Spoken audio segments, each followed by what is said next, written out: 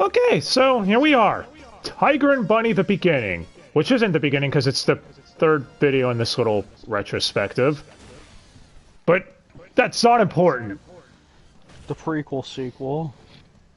The prequel sequel? The pre-sequel? Oh no, not Borderlands. Die, get that out of here. No, oh wait, that's Double Decker. Never mind.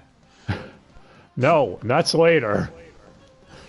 Anyway, so Tiger and Bunny the beginning, which, yeah, not just a recap film. In fact, it actually adds additional scenes to the first 2 episodes, and removes scenes too, while adding an additional, like, 40 minutes of brand new content. This is going to be a bit of a mess to go through everything, isn't it? Okay, we'll try. Tiger and Bunny, the beginning, was a movie that came out in September 2012, a year after the series ended, and was directed by Yoshitomo Yone Tani. Why do you have such a weird name for me to pronounce? Why? Anyway, you guys would probably know him as the man, the cultured degenerate that gave us the Food Wars anime. Yeah, he directed that whole series. Yeah. Also, Megami's best girl, fight me. He likes to be wrong, guys. He can't help it. Just like anyone, who thought the announcement would it be Street Fighter 6. Yeah, I mean, there was a lot of people thinking Resi 4 remake, which I really hope that wasn't it. I'm so happy that wasn't it. I don't know. Why do you people want this? Did you all forget 3 remake? Anyway. Way off topic. Why would that be the announcement at the fighting game stream? Are I don't know. All high? We're dating this really badly. This will probably be uploaded in the next few days anyways. Okay, so as far as the writer, it's Masafumi Nishida, the same guy who wrote the show. And yeah. The dub would premiere a year later in September when they announced showed off a trailer for it. It'd air in theaters in San Francisco? That's a weird-ass place to premiere it. And it would go up on Neon Alley, and I'm gonna be real, I barely remember this movie. You know one of those situations where it's like, by the time something airs and you're watching it, you're in like that half-asleep Twilight state? That's kind of where I was when watching this film. I don't remember exactly why. I just remember being like in a half-asleep state, kind of awake watching it, and thinking, wait, this is the same shit I've already seen. Why do I care? And then the new content I barely remembered, so this is pseudo all new for me, to be fair. Anyway, as far as the dub goes, the ADR director is Susan Goldish, or the Goldfish, with the one new voice actor being this movie's new villain, Robin Baxter. That name just sounds like the guy of a douche, doesn't it? Name of a douche. Sounds like the name of a villain. So it fits. Well, his voice by Jason Spicek, who was the voice of Tai in one of the Digimon movies. Dioboromon Strikes Back, because they couldn't get the other one in for some reason. But most of you would probably know him as Kyo from Zatch Bell, the pro tag of that. Or Gash Bell in Japan. Why did they change the name over here? That's going to be a Dubster Dive. That's going to be a pain in the ass at some point. Because it makes sense if you don't think about it. Fuck you, Tokyo Pop. No, seriously, they're the ones that did Rave Master Die. You should hate them too. Oh. But how does that affect me? I only sat through 1 episode. Yeah, I rest my case. So, how would a film that's half recap, half new content do? Let's find out. First, we're not going to go over every individual scene from the first 2 episodes. We're just going to tell you what was included here, and from what we can remember, what was taken out. Like the opening being Tiger getting ready to go to work this time, instead of just immediately throwing you into the crime scene. Cooking in his kitchen, then going to work, then inputted scenes added in of him getting stuck in traffic while the crime is going on, and getting dressed in his car. Who gets dressed in the car, man? I tell ya. People are in a hurry. Shit, I can't get my pants on. I'm trying to get my pants on, but the gas pedal's in the way. Anyway, yeah. They also show the opening or whatever, or the opening of the animation as all new sponsors for some of the heroes. Did you say Domino's is sponsoring someone? Fire Emblem. Fire Emblem, you bitch! Why? Domino's is fucking terrible. Go for Pizza Hut. Because they already used Pepsi, so they couldn't use Coca-Cola as well. Pepsi Man!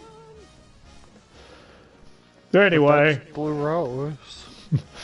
Well, hey, the Keith Silverstein criminal's still the same. And yes, they did redub some of this. I'll get into that in a minute. But the Keith criminal, he hijacks a train with the Laura Bailey child, which I guess explains what she was talking about near the end of the series. I mean, it's like more like a monorail train, so if you want to call it a train. I know. So I didn't notice. So that apparently happened in the first episode. We just never noticed her until she kept showing up everywhere. Yeah. I noticed when Blue Rose shows up, and you know, she does the patented cutie escape. Tiger says she's just running away in a more serious way. Whereas in the anime, he says, what? She's just running away! Like, in a way, he can't believe it, which I think I prefer that take better in the anime's dub, to be honest. It sounds more over the top and silly. Wait, who knows? You might disagree. I don't know. Oh, we also get scenes of Bunny showing up, and then you say it pans over to his feet getting out of the car, whatever, before he saves Tiger. Yeah. Yeah. The rest of the crime is all the exact same. So we don't need to go over that or anything. But hey, the Pepsi commercial with Blue Rose, that's a thing. Right? Yeah, just when we thought the product placement couldn't get more blatant. When looking up like what people were saying about this film, yeah, that's the one thing people say is like, if you're not a fan of in-your-face product placement, then this film might make you feel like you're getting hit in the nuts. Probably with this scene in particular in mind. I am not surprised. Yeah, this movie would not work on Netflix either until they remove all the product placement. Yeah, they'd have to remove that whole Blue Rose scene. Also, I really gotta ask, what is with Sunrise and pizza? You mean after Code Geass with Pizza Hut? Don't worry, we'll get there eventually too. Domino's. They betrayed Pizza Hut. Those bastards. For Domino's, which is nowhere near on the level it used to be. I mean, one of the new scenes we get is during the after party, whatever, Tiger drinking at the bar. I know it's around the after party, might have been right before it. Didn't you say the new Antag Robin is on top of the bar, whatever? Yeah. And as Tiger's remembering his wife, so if you start here, you get more of that. You get it's a bar monorail thing. It's weird. Sounds like they'd be kind of fun, actually, to be at. It's like, sure, you want to get your trunk on the go. Yeah, we also get, between the first two episodes, we get Bunny meeting Lunatic for the first time. Yes. Or Yuri Petrov. Yuri meeting Yuri. Oh, yeah, sorry, if you're starting with this video, spoilers or whatever, but I don't know why you'd start in a playlist part 3. It's just weird. But yeah, this guy's totally not a lunatic. Nope. No. But yeah, so you get him. He's like, I wonder what kind of justice you'll show me, Mr. Barnaby. I can't wait to see. I'm the local judge around here. I'm going back to work now. He leaves. Oh, that wasn't weird at all. Oh, what a nice guy. I'm sure he's a fair, honest judge in the courtroom and totally not moonlighting as... Never mind. We also get, Barnaby, or Bunny, whatever you want to call him, brooding over his parents' killer and the Ouroboros symbol. And didn't you say now the silhouette actually does look like Jake Martinez instead of it just... Yeah. Instead of it just being a silhouette. Yeah, from what I could find, it seems like this movie is meant to be the true canonical start of the series now for the first 2 episodes. Because they included... It still leaves stuff out. Yeah, they do, which we'll get to in a minute. But because they added in scenes like Ouroboros, they added in a new supervillain, which we'll get to in a few minutes as well, and stuff like that. Because they wanted to set up the plot points better than what the series did. I guess this is stuff that was left out that was meant to be put in, but cut out due to time constraints. Like Bunny meeting Lunatic and Ouroboros plotline and everything. But hey, we're at the statue part, which you say this fight happens differently? Yeah. Where, they change series of events. yeah, Bunny actually jumps in the way of the grappling hook from Tiger this time during the fight. Yeah. Yeah. We also get, like, right after this, though, when the statue stops, they don't theorize anymore about it running out of power. Why? That scene is kind of missing. So it's like, whoa, okay, that feels like a little bit of an awkward jump cut to Lloyd's office of Tiger yelling at Lloyd now about how the partnership isn't working out. Also, some scenes are just sped up. Like Mr. Legend's flashback. Yeah. But yeah. Jumping again to new content, we actually found out why or how Bunny was saved by broke out of the hand of the statue. Because, refresher, Tiger used his power to break out of one hand, and we assume Bunny might have done the same, but no, Fire Emblem saved him. And at the end of the day, it wasn't really necessary, but... Yeah. Hey, Fire Emblem asks Bunny if he can palm his ass, alright? He is a man who knows what he wants. He's going for it. It's like, oh, come on, I saved you. At least let me palm that butt of yours. Hey, those were his words. Anyway, right after that, though, the events seem to be the same. With everything with Tony and the telekinesis or whatever. And then right after that is when we start getting to new content. So now we have to break this down legitly. You know, Lloyd's is yelling at Tiger to teach Bunny the ropes since he's the veteran of the team or whatever. While Maverick tells Bunny to keep working with Tiger because maybe it'll help him track down the meaning of the symbol Ouroboros and eventually lead to his parents' killer. Which that scene was not in the original. The killer. Exactly. But hey, we cut to a hero's welcoming party that is held for Barnaby. Because Tiger's a dick who apparently lied to Bunny saying everyone held it for him, while telling all the heroes that Bunny wanted to get to know them better. So he lied to both people. I'm sure this will be fine, right? But it's at this fine. Hey, it's at this party we find out what Rock Bison's power is finally, and like there's an explanation for it. He can harden his skin. That makes me wonder though, how did he end up with a broken neck or whatever the hell it was against Jake? That hardened skin is shit. Yeah, and Origami Cyclones mentions he went to school with Bunny at the academy, so... Which he did. Yeah. Cool if we saw a little more on that, I guess. But no one paid attention to it because he's just mumbling in the background. Yeah, because this is the time when Origami Cyclone is still like just photobombing, so he's a little emo, not as confident in himself. So this movie does keep in continuity. Nothing it does or adds contradicts anything from later episodes. What I thought was funny was when Bunny was at the party and the heroes were introducing themselves, it got to Rock Bison. He's like, I don't care. I know everything about you. He basically cucks Rock Bison out of his answer. Like, yeah, I'm just leaving. Fuck this. But hey, we can't argue with anything because it turns out a thief has stolen the Statue of Justice! And the heroes are forced to assemble. Which, What's up? But it's just a statue in a museum. It's the Statue of Justice. It's very important. Real quick, though, about the party, I actually did like this scene because until later on, you don't get much of the heroes really hanging out in their Civ outfits and seeing them interact all that much together. So, this did help with that.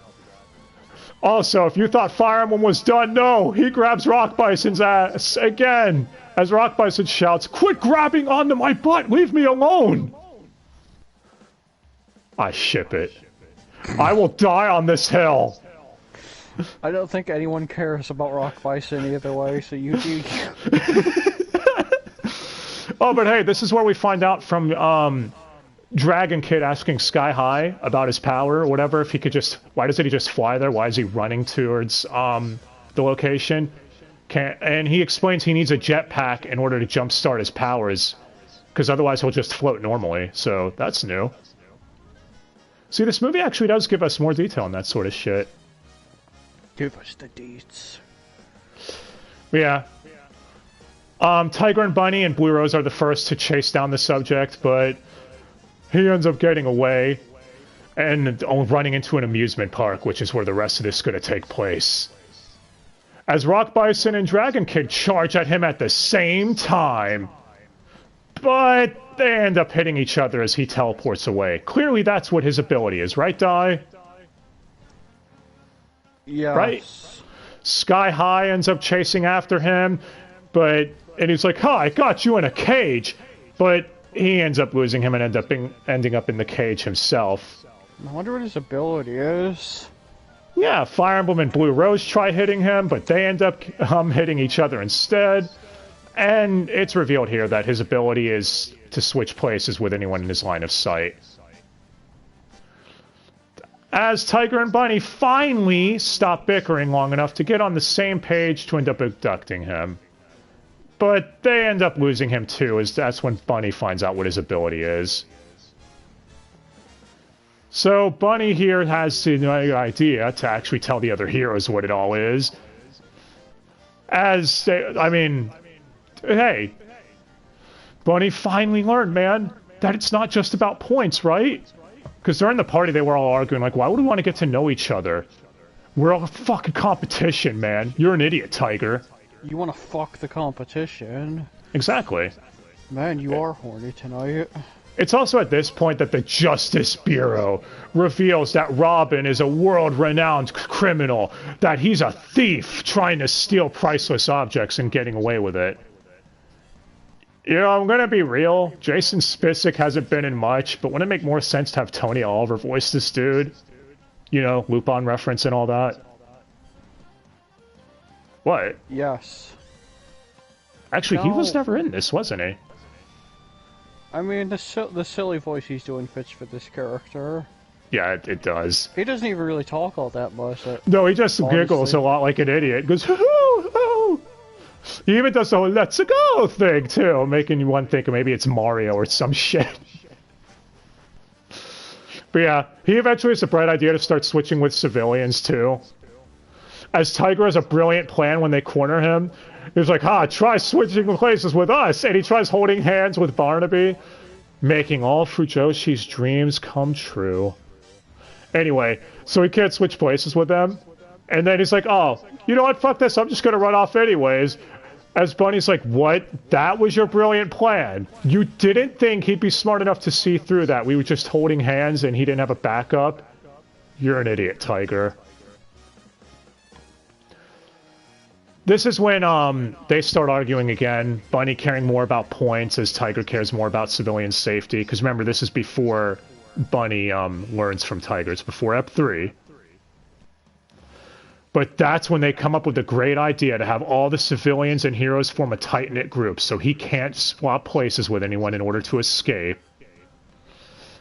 Until some dude fucks it up and tries running off on his own like an idiot. And Robin switches places with him, and wasn't Robin standing on top of a giant thing, so the guy's trapped on top of something? Yeah. Yeah, what the fuck even was that?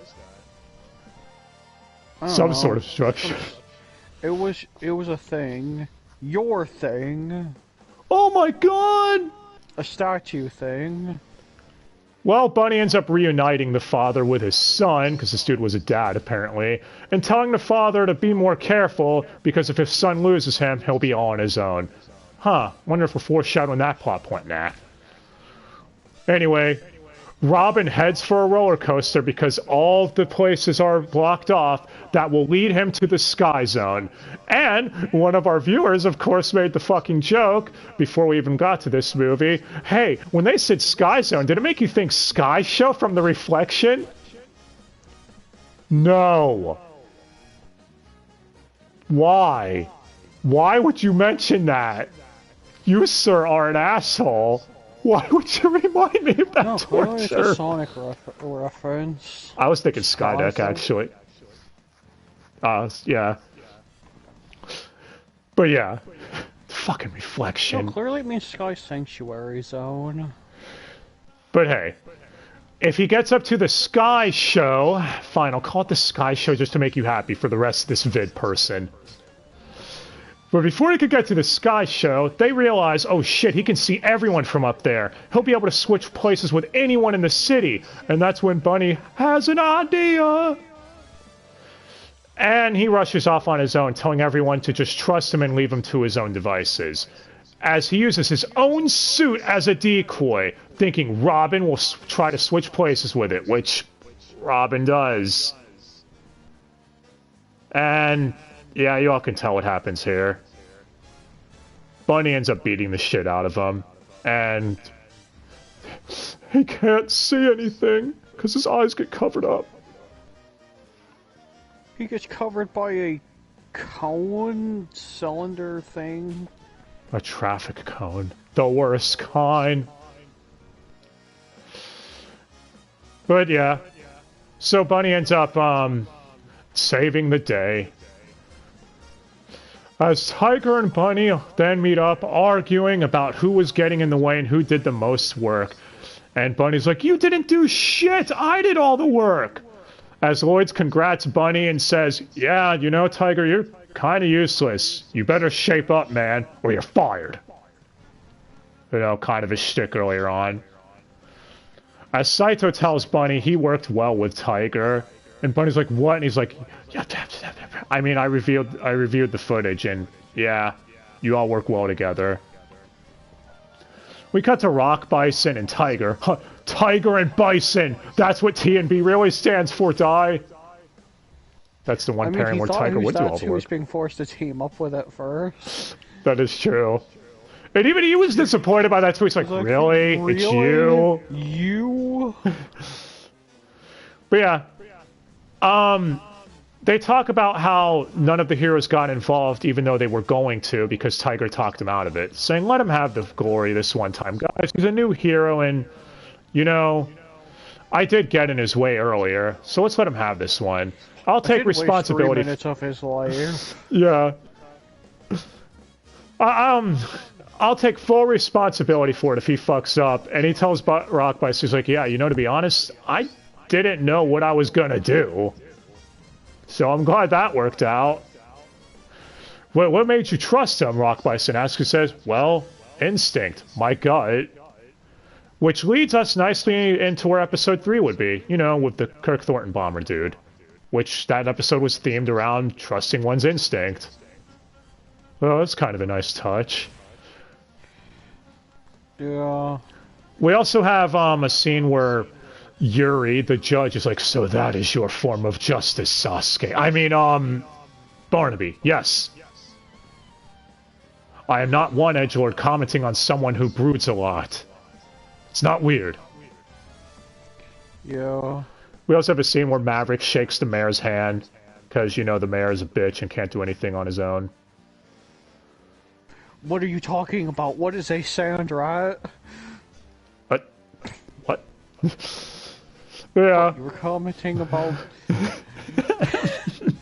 I don't have one of those inside of me. Yeah. Blue Rose and the heroes are all mad about Bunny getting all the points and the glory. As Rockbuster's like, well, hey, don't worry. We're going to have another party, and Tiger's going to treat us. And Tiger's like, what? I am? And he goes, yes, we're going to have another welcome party, so come on, buddy. As they're all leaving to head for the party, Tiger remembers his wife and is like, well, I'm going to try being a hero a bit longer and seeing what I can do. And Bunny remembers his parents thinking that basically more along the line, same thing, that he made it as a hero. So, you know, another nice scene that's basically between the two. I actually like when they do these scenes, because they seem to know how to do it when do it well. What?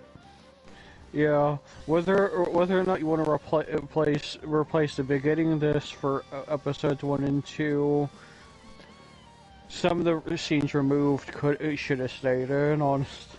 Yeah.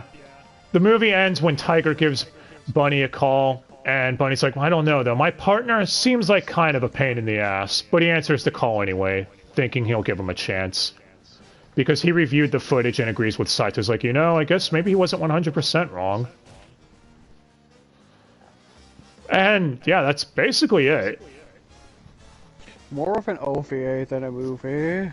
Yeah, judging this as a movie, it's very okay. Honestly, they could have done a better job connecting all of the plots together instead of, hey, Robin cameo at the start. Because the stuff with my name in Tony probably could have fit in better too. Like maybe they could have had Tony play a part in the third act. Because it just feels like 3 episodes daisy-chained together at the end of the day, honestly. With the third episode being most of the new, or all the new content. So, like you said, if they want to replace the first 2 episodes with this, that's up to you guys. Some of the scenes do work, but some of the changes were. Yeah. Some of the omissions are not for the better. Yeah, and as I stated before, some of the redubbed scenes, I actually prefer the old takes from the anime's version instead, but your mileage might vary on that. So, I guess that's it, really. That's it, safe, blah, moving. If you all are wondering why we're not as energetic, that's kind of why. There's not much to really say here. It's more like an OVA with the first 2 episodes just attached to it. It's like, hey, it feels like they had an OVA, and then halfway through, they're like, you know, we could just put in the first 2... movie. Yeah, put in the first 2 episodes with the deleted scenes that we were going to put in. Honestly, it feels like they were writing Tiger and Bunny maybe as they went along earlier on. And by the time they got to Ep 6 is when they really found their footing and introduced Ouroboros, Lunatic, and all that. And they wanted to go back and redo the earlier parts to try making it feel more coherent. Because, yeah, you have Ouroboros mentioned here at the very beginning, make it feel like it was always there. Same with Lunatic, etc. So in that sense, it does set up some events better. But otherwise... Even at the end of the day, it wasn't not necessary. It really wasn't. The new scenes are nice, but not necessary. And the new supervillain, yeah, the other reason, from what I could tell, is they wanted to appease some people. I don't know if this 100% confirmed, but it is a theory that makes sense. They wanted to appease the people that thought they waited too long to get to the supervillain of Lunatic and Jake and stuff. So they thought this would be a good way to show, yeah, there's supervillains too, guys. Don't worry, watch the rest of the anime. Which, I'm not gonna lie, Robin Baxter's a fucking weirdo. There is no way you're gonna take him seriously. Which I don't think you're supposed to. But hey, at least Jason Spicek seemed like he had a lot of fun with the role, as I think anyone would in this. Even if he's mostly doing just laughing and yeah, and like, you're not gonna catch me! So... not much else really to say. Let us know your thoughts on the movie, and next time we've got The Rising, which, don't worry, this movie is actually really fucking good and all brand new content. I do remember this movie a hell of a lot more.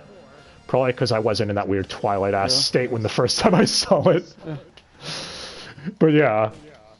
And The Rising... And they will clearly not do a rewrite of it in season... I hope they don't. I hope not either. But we'll see. but it's a movie that continues the plot from the Yep. end of season 1. So don't worry, this movie is a 100% sequel, and it's not on Netflix either. Which, yes, I did find out. Movies 1 and 2 are both on YouTube, so you can watch them there as of right now. And we got a new character in it. Tell us what you think of his name. Golden Ryan. Oh, it's a thing. Well, I'll talk more about him next time. Oh, so I pointed out. Yeah, I think there was a couple of times in the last part where I got Tiger and Liger mixed up, saying one's name when I meant to say the other. I'm sorry, okay? I make mistakes. Yeah. It's bound to okay. If you want to make any more parallels to academia, well, you see Mr. Legend burned Yuri's face just like Endeavor burned To Todoroki. Todoroki's face. Yeah. I think I actually said Agnes a couple of times instead of Agnes too. I'm like, what the fuck was I thinking? What am I on? Whatever it is you're on, you're your own breed of drugs. Wait a minute. Yeah. So, anyway, that's it really. Join us next time for The Rising, where I promise we'll be way more energetic. This was just covering an OVA, and it's like, yeah, we covered this more out of obligation than anything else, and also to point out some of the new scenes that were added. Because from what I looked up, barely anyone covered this film on YouTube. I'm sure I saw like 3 or 4 people, but it's like, I get why. This film is not really needed. I get why I skipped buying it and only got The Rising instead. Yeah. If you wanted to just jump to the new content, you can. Just jump to like 50 minutes into the film just to see an OVA. Which does fit nicely between Eps 2 and 3. That's it. So it's like you can do that. If you can use it as a replacement for episodes 1 and 2, if you so feel like it. Yeah. You do you. Oh, that's the last thing. That was the animation quality, actually. Even for the old episodes. Did they recycle shit, or was it higher quality? Because I know the OST was just using OST from the show. It was about the same, just with it was about it was probably a little better. It's about felt the same, just with the new product placements, like Domino's and Family Mart. The fuck is Family Mart? Ask Tiger. I'm sorry, ask Liger. Alright, come on, man. I fuck up. I literally did a whole Dubster Dive on called Mistakes Were Made. Just fixing all the shit that I caught. I was like, yeah, should probably point out some of these dumbass mistakes I made. And I know there's others too. Yeah. And I'll say something stupid to get someone in trouble at work. So I'm trying to think of something stupid. I say something stupid all the time. Damn it. Damn, all you had to do was look in the mirror. Wait. That's not very nice. Let's see. Do you think that Tiger and Bunny being held in those statues' hands made them awaken to their inner bondage desires? And with that, I'm calling it here. So join us next time, guys, as we talk about what I think is actually a really solid Heroes movie. Tiger and Bunny, The Rising. Oh my god, My Hero Academia, Heroes Rising, The Rising. You're not even being subtle anymore, MHA. Anyway, till next time, guys. Or maybe the movie had such little ideas that they couldn't come up with a name. It just went to the most generic thing. Talk about MHA. Thanks again for watching. Hope you all have yourselves a great day, and we'll see you next time. Till next time, guys.